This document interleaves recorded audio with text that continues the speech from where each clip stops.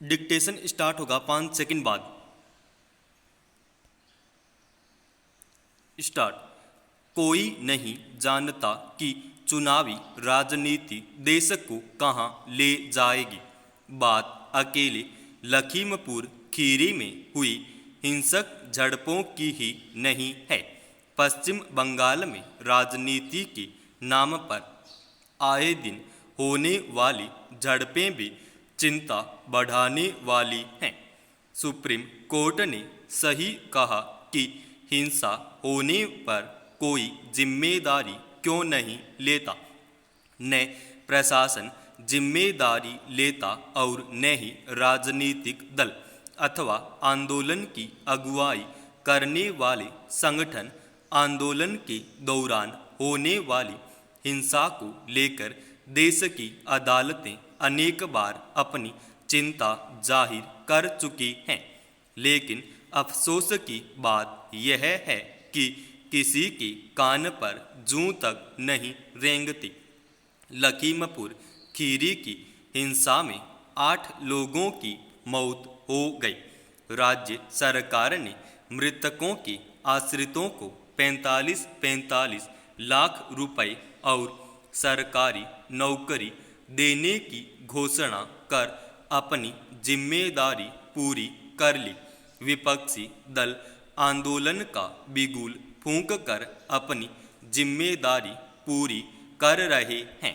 सत्तारूढ़ दल भी प्रशासनिक जांच की लीपापोती कर अपनी जिम्मेदारी पूरी कर ही लेगा।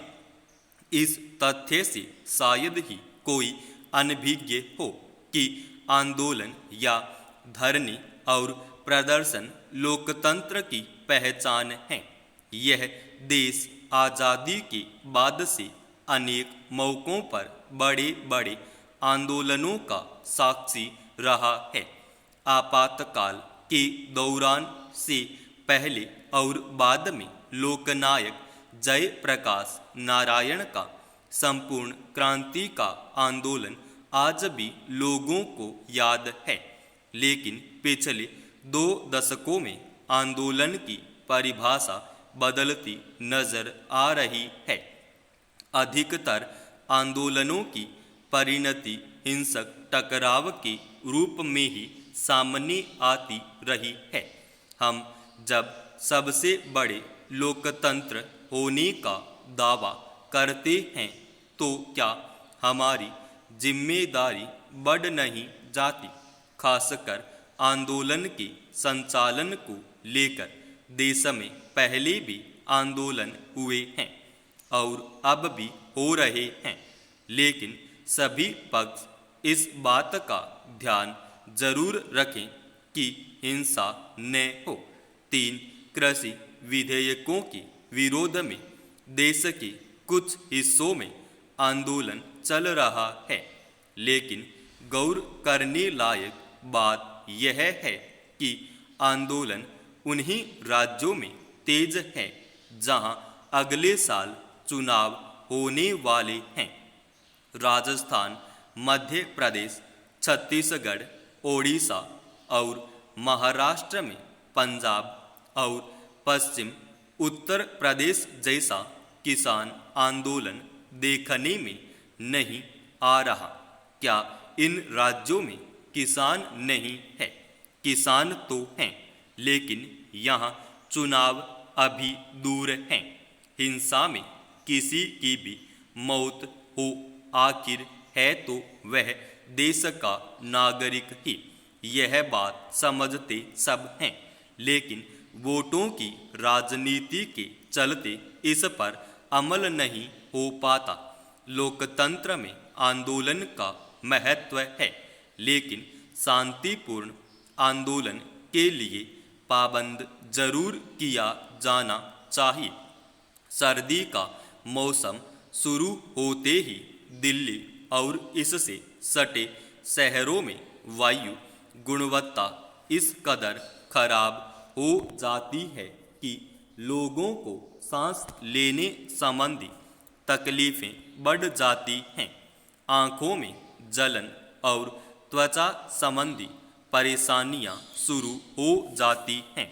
कई बार सरकार को लोगों से अपील करनी पड़ती है कि वे बेवजह घरों से बाहर न निकलें, सुबह की सैर रोक दें, कूड़ा करकट अलाव जलाने, निर्माण कार्यों पर रोक लगाने और सड़कों पेड़ पौधों पर पानी का छिड़काव आदि करने जैसे उपाय आजमाए जाने लगते हैं।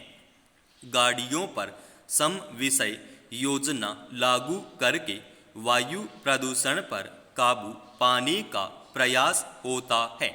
ऐसे में अच्छी बात है कि दिल्ली सरकार ने पहले से इस समस्या पर काबू पाने की तैयारियां शुरू कर दी हैं।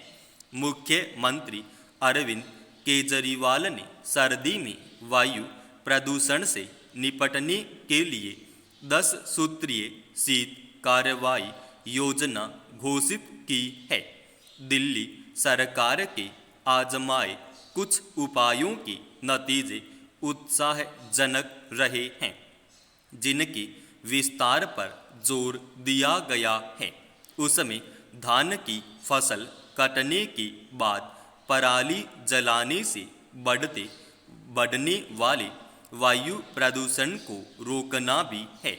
पूसा संस्थान ने इसके लिए जैव अपघट तैयार किया है, जिसका दिल्ली सरकार मुफ्त छिड़काव कराती है। उसके बेहतर नतीजे आए, लेकिन इसलिए सरकार ने जोर दिया है कि समीपवर्ती राज्य भी इस अपघट के इस्तेमाल को बढ़ावा दें। दिल्ली सरकार ने हाल में एक धुआं अवशोषित करने वाला संयंत्र लगाया है, स्मॉग टावर। इसके नतीजे काफ़ी उत्साहजनक रहे हैं।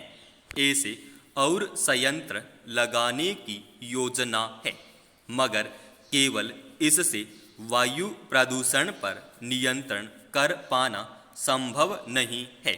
गाड़ियों और कारखानों से निकलने वाले धुएं पर भी काबू पाना होगा। इसके लिए जिन मार्गों पर अधिक भीड़भाड़ होती है और लोगों को लंबे समय तक जाम में फंसे रहना पड़ता है, उन पर यातायात को सुचारू बनाना बहुत जरूरी है। सरकार ने ऐसे 64 मार्गों को चिन्हित किया है।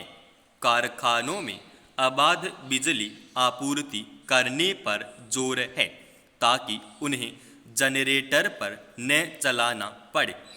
फिर निर्माण कार्यों में उड़ने वाली धूल भी वायु गुणवत्ता को खराब करती है।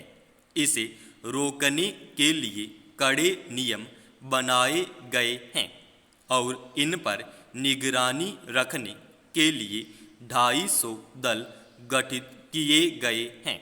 इन उपायों पर गंभीरता से अमल किया जाए तो निसंदेह दिल्ली की आबो हवा को साफ करने में बड़ी कामयाबी मिल सकती है। मगर दिल्ली एक ऐसा शहर है जहां रोज दूसरे प्रदेशों से हजारों वाहन आते जाते हैं। बाहर के वाहनों पर दिल्ली के कई नियम कायदे लागू नहीं होते। फिर पंजाब, हरियाणा, उत्तर प्रदेश और राजस्थान इससे सटे हुए राज्य हैं, जहां इस मौसम में धान की कटाई के बाद बड़े पैमाने पर पराली जलाई जाती है। हालांकि वहां की सरकारों ने पराली जलाने पर भारी जुर्माने और दंड का प्रावधान किया है, पर किसान इसलिए उन नियमों का पालन नहीं कर पाते, क्योंकि उन्हें उसी खेत को तैयार कर जल्दी गेहूं की फसल बोनी होती है। ऐसे में इन राज्यों में पराली जलाने का असर दिल्ली पर पड़ता है।